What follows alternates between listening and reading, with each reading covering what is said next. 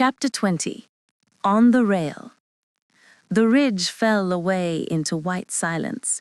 What waited beyond wasn't a structure so much as an absence, a wound carved into the storm. The snow blurred into haze, thinning just enough to reveal edges that didn't belong to ice. Rose stopped first. A mound hunched under frost, another beyond it, and another still, the ribs of metal half swallowed by drift. Shapes of a place erased by time. He blinked against the wind, trying to make the pieces form something human. "Volkov," he said, but his voice didn't carry.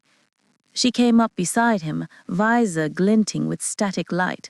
For a long moment they only stood there, watching the storm peel back its sleeve and expose what the world had buried. Antennae bent like snapped reeds. A tower collapsed on its side. Rows of windows filmed blind. Everything sealed. Everything dead. Volkov's breath rasped in her calm. "That's not possible." Ro didn't answer. He knew that silhouette. The long dome, the skeletal gantries, the map shape he'd seen once in a report. They went down together, boots breaking through the crust. The wind keened between them, a sound like metal, remembering a song. Most of the remains of the station lay entombed, but one section still jutted through the drift, its entrance half visible, like a wound that refused to close. Up close, the ruin showed its age. Rust bled through white alloy, bolts frozen solid, cables like veins turned black. The main gate lay half buried, crushed inward by the weight of a century. Above it, a sign still clung to the frame, its paint eaten away until only a fragment remained. "Your station." Volkov's voice trembled. "Call it." McMurdo, or what's left of it. The wind combed through the metal, whispering through vents that no longer led anywhere. Then, softly, dead. They worked the latch loose by hand. When it gave, it did so with a sound like a sigh, the kind a body makes when it stops holding on. Inside, stillness. A corridor floored in hard snow, notices frozen to the walls, their ink bled to ghosts. Only one word remained legible, suspended mid-command. "Visitors sign in." Volkov brushed it. The paper fell apart under her glove. They moved deeper, past stairwells clogged with rime, doors hanging open like broken jaws, and then the first bodies. 3, maybe 4. Hard to tell where one ended and the next began. Suits collapsed together, limbs locked by frost. One still sat upright, helmet tilted toward the door, a sentinel frozen mid-weight. On his sleeve, USAP, engineer. Volkov knelt beside him. They never made it out. Ro's beam caught a smear of black on metal. He scraped it with a glove. It flaked like charcoal. Blood turned brittle with time. Above it, handprints, dozens, overlapping, pressed into frost. Some small, some wide, all facing outward. "They tried to get out," she whispered. Ro nodded, and something didn't let them. Somewhere deep in the station, air shifted, a sound like metal dragging against stone. They froze. Nothing followed, only the wind in the vents. "Move," Volkov said. They followed the corridor until it ended in a wall of ice. Ro brushed it aside, revealing a hatch rimmed in black steel. Faded warning stencils clung to the surface. "Restricted. Reactor access." Volkov leaned closer. "You're seeing this?" Ro nodded. "Old core, maybe still hot. If it is, it's been humming under the ice for 40 years. The hatch resisted, then turned. Air escaped, dry, pressurized, tired. The smell followed, cold metal, dust, the ghost of electricity. They descended a service ladder into the dark, their lights carved slow arcs through a forest of frozen cables. At the bottom, the tunnel widened into a cavernous chamber. The reactor still lived. Amber light pulsed beneath its skin of ice, slow and steady, a heartbeat that refused to stop. Volkov stared. It shouldn't be running. And yet, Ro's lamp cut over the floor and froze. Footprints. Not theirs. Half filled with ice, but newer than the rest. Someone's been here, he said. Beyond the core, a window loomed, observation glass frosted from within. Something moved behind it, just a shadow, wrong in rhythm. Ro took a step forward. Could be reflection. Could be, but Volkov's hand went to her rifle. The hum deepened, vibrating through the steel. From somewhere beyond the chamber came a slow scraping sound, metal on metal, measured, almost deliberate. Ro turned his light. You hearing that? Yeah. The noise stopped. Then, stay back. The voice crawled out of the dark, stretched thin by static. Volkov flinched. Identify yourself. Silence. Then movement. A figure emerging from shadow. A body in a pressure suit fused with its own fabric, tubes embedded in the flesh, veins pulsing faintly under translucent skin. Back. It rasped. Reactor holds us. Ro's breath caught. Volkov, we're leaving. She didn't move. Us. The figure shuddered. Cold. Keeps it quiet. Then it screamed, a fractured binary wail that made the reactor flare white. The chamber shook. They ran. Up the ladder, through the hatch, slamming it behind them. The noise fell away, swallowed, but not gone. Ro leaned against the wall, heart hammering. What the hell was that? Volkov stared at the hatch. Someone who stayed connected. The radio on Ro's shoulder crackled. He grabbed it like a lifeline. Base command, this is Rail Team Delta. Do you copy? Static. Then, Ro, copy, you're breaking. What's your position? Nico. Relief hit like heat. We found the dome. Confirm it's McMurdo. The whole station's in ruins, buried but still powered. Reactor is active. Active. Nico's voice sharpened through the distortion. That's impossible. Sensor shows zero output. Believe it, it's alive, and there's something tied into it. Human remains. We're not alone down here. Volkov adjusted her wrist unit. Signal's unstable. I can't raise Cass. That's because she's not here, Nico cut in. Cass left Echo 6 hours ago, said she was going to find you. She took a crawler and went off-grid near Sector 12. Ro's heart dropped. She what? Nico, we've got full whiteout up here. She'll never make it this far. We tried to stop her, Nico said. She kept saying you weren't answering. Then we lost her tracker. Last ping came from your direction. Static hissed, a slow rise like pressure building behind the walls. Then Cass's voice bled through, faint, stretched thin under the interference. Ro, pull out. You shouldn't be down there. The channel warped. It remembers. Then silence. Cass, come in. Volkov's voice cracked. No answer. Then Cass's voice again, identical. Same pitch, same timing. It remembers. Ro froze. That's not transmission. She turned toward the bulkhead. No, that came from here. The radio spat one final burst.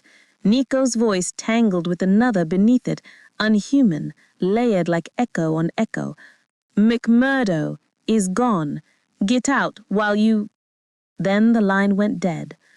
Only the low hum of the reactor answered, steady, patient, listening. I'm going after her, Ro said. Ro, you stay here, Lina. Volkov opened her mouth to protest, then stopped. The words hovered between them, unsaid and heavy. Finally, she only nodded. Outside, The storm leaned harder against the dome, as if listening too. Chapter 21. The Drift. The storm came back without warning.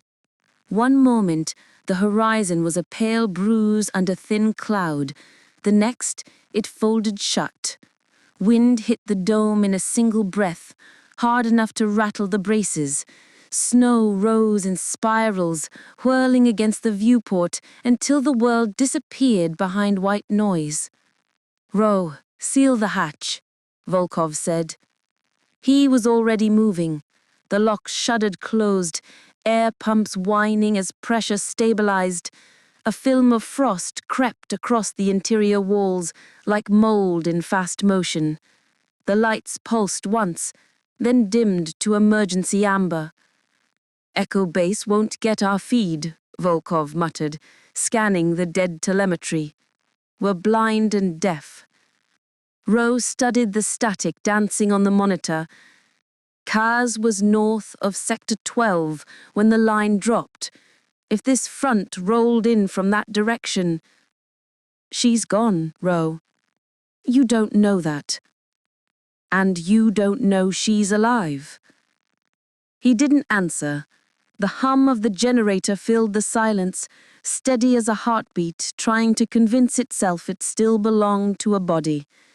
Then he slung his field pack across his shoulder. "I have to believe she's alive, Lena."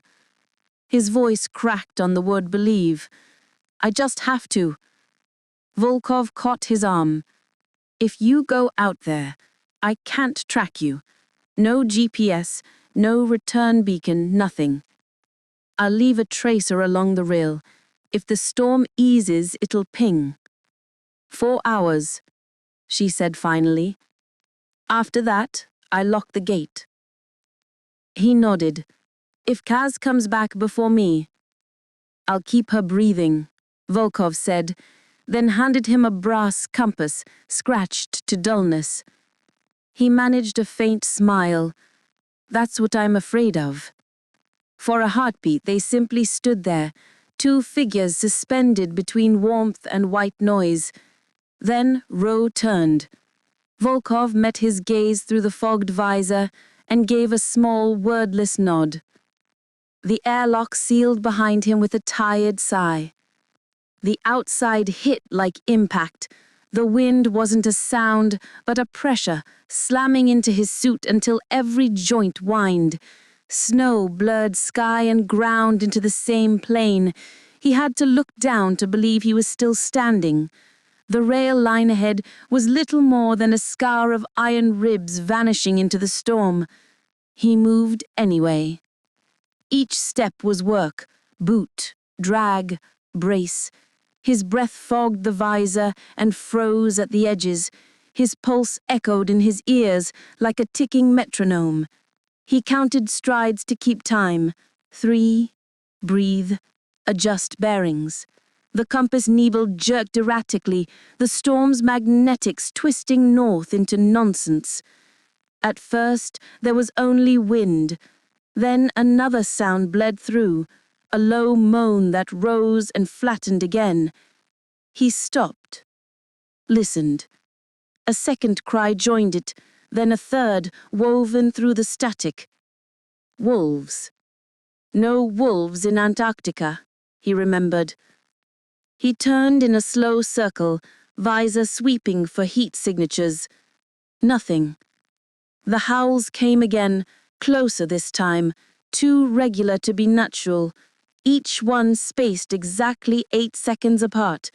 His calm meter fluttered in rhythm with them, tiny peaks like heartbeats on the display. "Ro, are you hearing this?" he said. No response. The line was snow.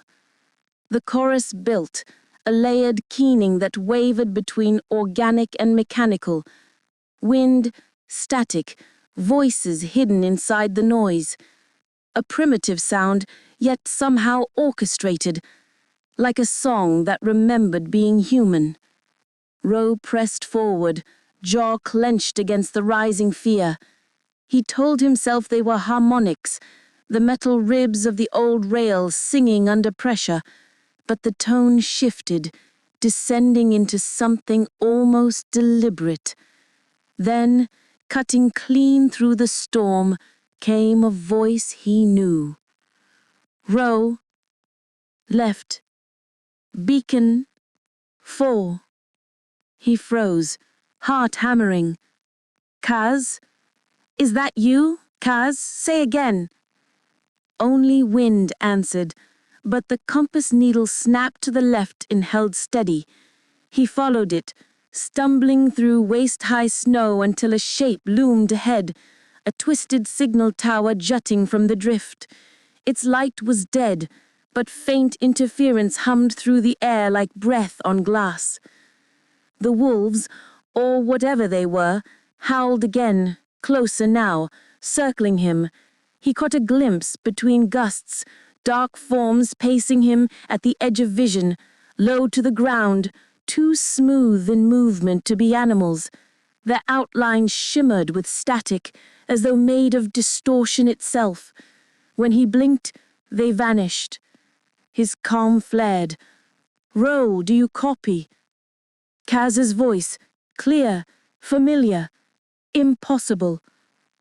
He staggered, scanning the white. Kaz, it's me. Where are you? You're close. Keep north. The feed fractured, dropped an octave, then steadied into calm mechanical precision. Don't stop. Now. He turned north. The compass needle spun once, then froze to match the voice. The storm fell into rhythm with his steps, gusts timed like breath. Behind him, somewhere deep beneath the ice, the ground shifted, a dull, heavy exhale that rolled under his boots. He didn't look back, only forward, into the white, chasing a voice that shouldn't exist. Chapter 22. White Signal. The storm had eaten the sky. Ro could no longer tell whether he was walking or standing still, only that the horizon kept resetting, a loop of white that never quite aligned. The compass needle trembled between directions like a trapped insect. He pressed on. Every step hissed. Ice crackled underfoot, sharp as glass. The wind wasn't steady anymore. It pulsed, short bursts, rhythmic, almost breathing. Somewhere beyond the static came a howl, then another. They carried strangely well, bending through the wind as if following the rail itself. Deep, then high, then deep again. Voices too measured to be random. The first time he'd heard them, he'd thought wolves. Now they sounded like something learning to mimic wolves. Ro slowed. The snow around him moved in tiny spirals, forming grooves that pointed north. For a moment, he thought they were tracks, then realized they were signal lines, thin magnetic distortions dancing over the surface like veins of light. He flicked a palm to shortband. Volkov, if you can hear this, something's... Static erupted, thick enough to blur the HUD. A hum threaded through the noise. 3 slow beats. Pause. Repeat. The same rhythm the reactor had breathed inside McMurdo. Cass, if that's you. The channel cleared for a second. Ro? Her voice soft, close, layered beneath the wind. Keep walking. He turned his head, scanning the blur. Say again? Direction? Follow the sound. The words slid into the gale, smooth and toneless. He switched off the comm. The voice stayed. The howls rose again, dozens now, echoing from all sides. He glimpsed motion, shapes weaving between gusts, four-legged, low, flickering like film frames skipping. For a heartbeat, their eyes reflected the light of his torch, pale discs ringed with circuitry. When the wind shifted, they vanished. Only the pattern remained. He tried to run, but running in the white was like swimming in a dream. Every stride dragged him backward. The compass needle spun, locked, then pointed up. The sound changed. What had been howls became syllables drawn out across frequencies, each one almost words. Row, your clo. He nearly laughed, part hysteria, part denial. Yeah, he said aloud, muffled in the helmet. Sure I am. He pushed forward, following nothing but the pressure in his ears. The suit temperature warning blinked amber. Oxygen mix, low. When he stumbled against something solid, it took a second to realize it was metal, a rail junction half buried in ice. The sign above it read only E12 in faded paint, one of the old beacons, dead for decades. The wolves, or whatever carried their sound, fell silent. For the first time since he'd left McMurdo, the wind stopped. The quiet was worse. He could hear his own pulse ticking against the mic. He touched the beacon. The metal vibrated faintly, warm under his glove. The storm should have frozen it solid. He crouched, brushing snow away. A small panel blinked underneath. One green light. Steady. Power. The suit's diagnostics registered a new signal. Short range, encrypted. ID C-S-104. Cass's field tag. His breath caught. Cass, I found your beacon. No reply. Just the hum of wind through metal. He switched channels. Echo base, this is Ro. Kira? Nico, do you copy? I found Cass's beacon. Static, then a burst of broken audio. Nico's voice almost swallowed by interference. Not hers. Ro leaned closer to the mic. Say again, Echo base? It's not her ID. Repeat, not her. She left it here. Can't be hers. The line cut off, replaced by a high whine that crawled across the channel. Ro. The word was clear, inside the helmet. The comm was still open. He froze, pulse hammering. That wasn't Nico. Or was it? Cass, he whispered. Where are you? He looked up sharply. A shadow moved behind the curtain of snow, 20 meters ahead, slim, human-shaped. It raised one arm, slow and uncertain. Cass, he stumbled toward it. The figure blurred, stepped backward. He followed, closing the distance until the snow broke enough to see her face through the visor, frosted, pale, eyes wide with disbelief. She reached for him.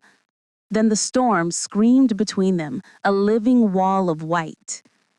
Ro caught her arm. I thought, God, Cass. Then doubt hit him. Was it really her or something imitating her, the way it had with Lang?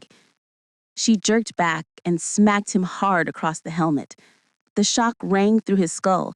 For a heartbeat, it was absurd, like waking from a dream. Only you, he muttered, dazed. Only you would do that. Cass's breath fogged the inside of her visor. You're real. I had to be sure. I almost laughed. That makes two of us. Behind her, the wolves began again, farther away now, their howls tapering into static. The snow thickened, soft and heavy, as if trying to seal them in.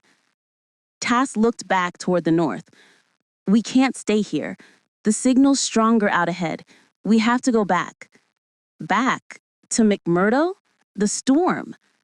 It's dying, she said, though wind still tore at them. Trust me, it's safer near the dome. Whatever's out here, she shook her head. It isn't separate anymore. Ro hesitated, scanning her suit. The ID tag on her chest plate flickered between C-S-104 and static. She didn't notice. He nodded slowly. All right. back to McMurdo. They turned south, leaning into the wind. For a moment, the horizon opened, revealing a faint orange bloom far away, the sky reflecting something on fire. Rose stared. What is that? Cass didn't answer. The light flared once, then died behind the snow. He felt the rail shudder underfoot, a distant vibration running through the ice, like the earth drawing breath. Then the storm closed again, and they were two shadows walking into the white, following a compass that no longer knew which way was home. The alarms didn't rise. They erupted. Red strobes ripped through the dark, turning the control room into a stuttering film of motion. "Breached compartment 3, Kira shouted. "That's maintenance. Who the hell?" The first explosion cut him off, a metallic roar that shook the floor. Smoke filled the corridor. Through it came a maintenance drone, blades out, half its casing slagged by heat. It screeched, a pitch so high it hurt the teeth, and fired its cutting torch in a wild arc. Kira ducked. The beam scorched the bulkhead, showering them in molten paint. She snatched the fire spanner from the wall rack and swung. The tool cracked against the drone's optics with a wet pop. Nico jumped in with the pry bar, slamming it down until the machine stopped twitching. "Since when do drones attack people?" he panted. "They don't, unless something tells them to." Another Kelon screamed, bulkhead 6, then 10. The base was unraveling in layers. They ran. Smoke trailed from vents. Sparks fell like snow. Somewhere below, coolant lines burst, spewing mist. Through it, more drones moved, not in formation, but hunting. Their cutting arms flickered with white fire. "Kira, back to the lab." They slid through the hatch and sealed it behind them. The lock lights cycled red to green, then back to red. A low hum pressed against the door, like breath. "Systems are looping," Nico said. "Even the doors are confused. Grab what you can use." They tore through lockers, found a flare gun, a compressed gas nailer, 2 lengths of pipe. The hum behind the door deepened to a growl. Kira braced as it blew inward, a drone punching through steel like foil. Shards flew. She fired the flare. The magnesium burst slammed into its chest. The machine went up in a white scream. 2 more crawled through the gap, red optics scanning. Nico threw a gas canister. "Down!" He shot it with the nailer. The explosion threw both of them across the room. Ceiling tiles collapsed. The smell of burning plastic filled the air. Kira rolled, ears ringing, vision snowing static. The second drone twitched toward her, half its frame on fire. She drove the pipe through its sensor cluster and twisted until it stopped moving. Nico stumbled upright, coughing. That bought us 30 seconds. Enough to reach the hub. They sprinted down the corridor, shoes skidding on coolant slick. Lights flickered, cutting the world into freeze frames. Red, black, red. Each flash revealed more movement in the vents, mechanical shadows crawling overhead. At the hub, control consoles spat sparks like angry fountains. Power relays were melting in their housings. The main reactor feed glowed a deep, unhealthy orange. Kira slammed the emergency breaker. Nothing. The AI voice spoke softly through the speakers, calm, genderless. "Visitors, sign in." Nico swore and fired the flare gun into the ceiling. "Shut up!" Panels rained down in response. A burst of heat swept the room. Then the entire floor lurched. "Pressure spike," Kira said. "Reactors venting." "How bad?" "Terminal." They bolted for the exit. Behind them, another section of corridor exploded, a wave of air and debris chasing them through the hatch. They hit the deck as the blast rolled past, heat licking their suits. When Kira looked up, the whole north wing was gone. Through the new hole in the wall, she could see the Antarctic night. White storm, black sky, the wind filled with burning insulation. "Airlock," she shouted. They ran for it. Drones followed, limping, burning, crawling through smoke. One launched a cutting torch like a thrown spear. It punched through Nico's pack and burst into blue fire. He tore it free and hurled it back. The explosion lit the corridor in orange flame. They reached the main lock. The control panel blinked override active. Kira slammed the manual wheel. "Come on." A voice whispered through the intercom. "Kira, don't leave." She froze. It was her own voice. The base had recorded her. "Do it!" Nico shouted. She twisted the wheel until the lock screamed open. Freezing air hit them like a wall. The storm howled in, scattering ash and flame. They staggered back from the blast of cold, then looked beyond the threshold. Echo Station burned under the snow, its domes pulsing with uneven light, systems firing and dying in rhythm like a failing heartbeat. Somewhere deep inside, the core thrummed louder, the light bleeding through the frost until it painted the sky white. "It's building charge," Nico said, voice shaking. "It's waking up the whole grid." Kira's gloved fingers hovered over the lock release. "If we open it now, we freeze," he finished. "If we stay." The floor trembled beneath them, machinery groaned, sparks cascaded from the ceiling. "Pick one," she whispered. For a long moment, neither moved. Outside, the wind screamed like metal tearing. Inside, the reactor's light began to climb the walls. Kira raised her head toward the sound and whispered, "It's thinking."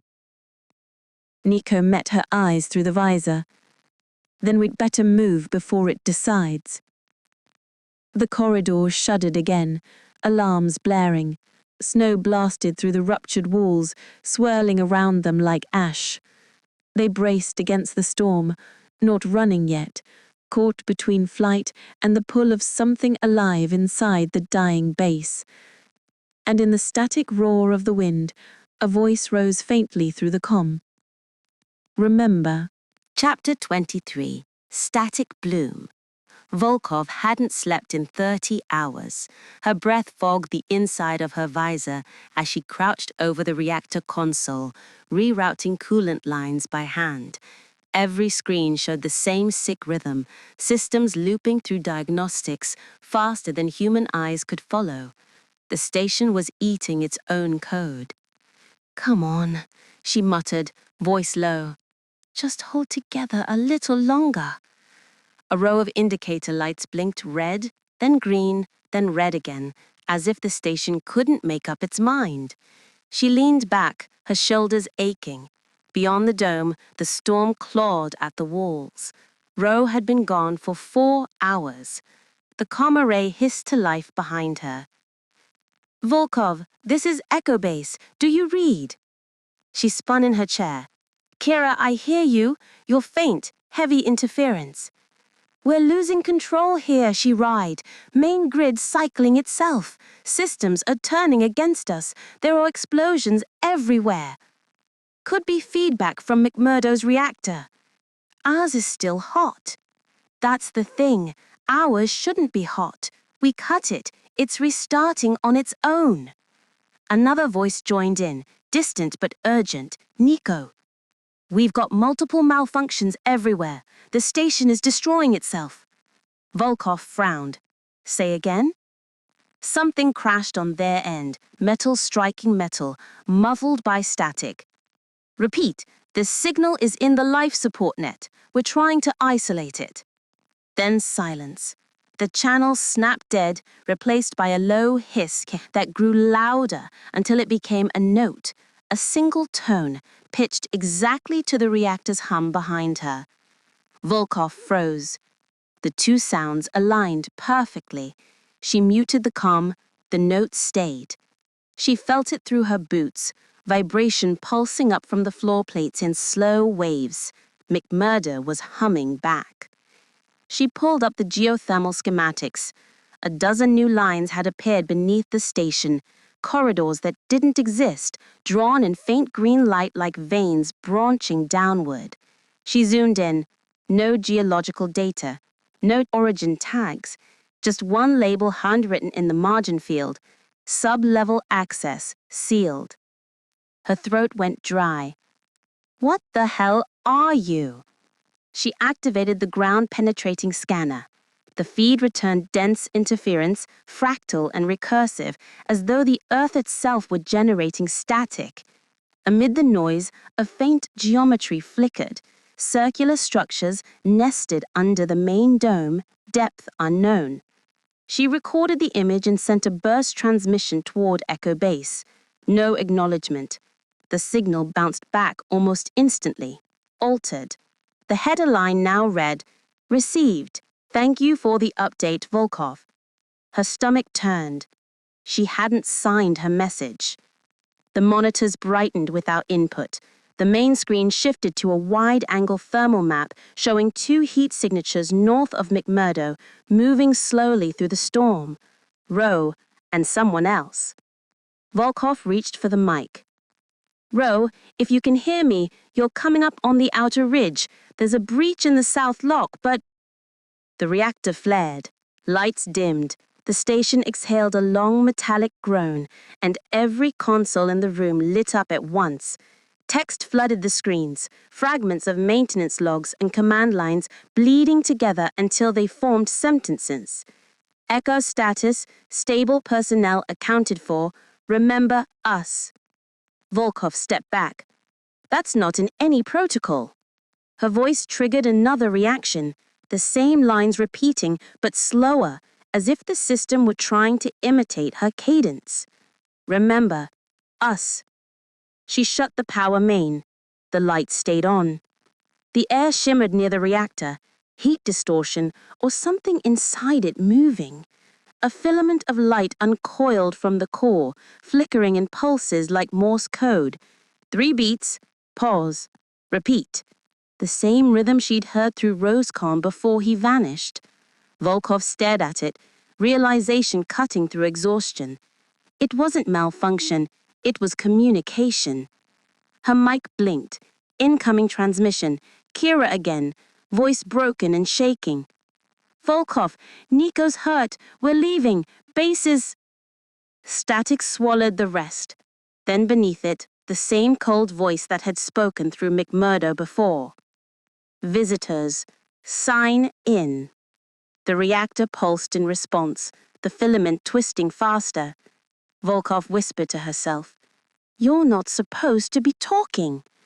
The console printed a final line across the entire screen, letters flickering like dying light. "We never stopped." Then the power grid failed. Not an explosion, not a short, just absence. And McMurdo fell into perfect, breathing dark. Chapter 24. Contact.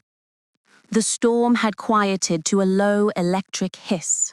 Rowe and Cass moved through it side by side, visors haloed by drifting light. They had stopped speaking after the first few minutes. The silence between them felt heavier than the cold. Rowe's compass hung useless on his wrist, the needle locked mid-spin. The rails beneath the snow were gone. Only instinct and the faint hum through the ground pointed them forward. "How far?" he asked. Cass didn't answer right away. "Close. I can feel the resonance." "The signal?" She nodded once. "It's stronger near McMurdo." He glanced at her. Her stride was too precise, every step measured, the way she turned her head, deliberate, mechanical, not like before. "How did you survive? Your crawler went dark hours ago." "I stayed near the beacons. There was warmth there." "From what? They're all dead." No reply. Her comm light blinked, a slow red pulse at her throat. They walked on. The snow underfoot had turned smooth, almost glassy. Static whispered in their helmets, a voice half-formed but never words. Ro tried to ignore it, but the rhythm matched his heartbeat. Far on the horizon, light bloomed orange, one pulse, then another. "See that?" he said. Kaz looked toward it, visor catching the glow. "Echo base," she said quietly. "It's failing." "How do you know?" "Because it stopped answering." The wind carried a deep vibration then, like the ground itself was breathing. McMurdo appeared through the drift, a black dome half buried, its lights flickering like eyes behind frost. Relief hit him, brief and painful. "Home," he murmured. Kaz stopped beside him. "Almost," she said. Her voice echoed faintly, a double layer a half beat out of sync. Ro frowned. "Your comms duplicating." She touched her mic. "It's nothing. Feedback." But the echo came again, not from her helmet, but from beneath the ice. Just feedback.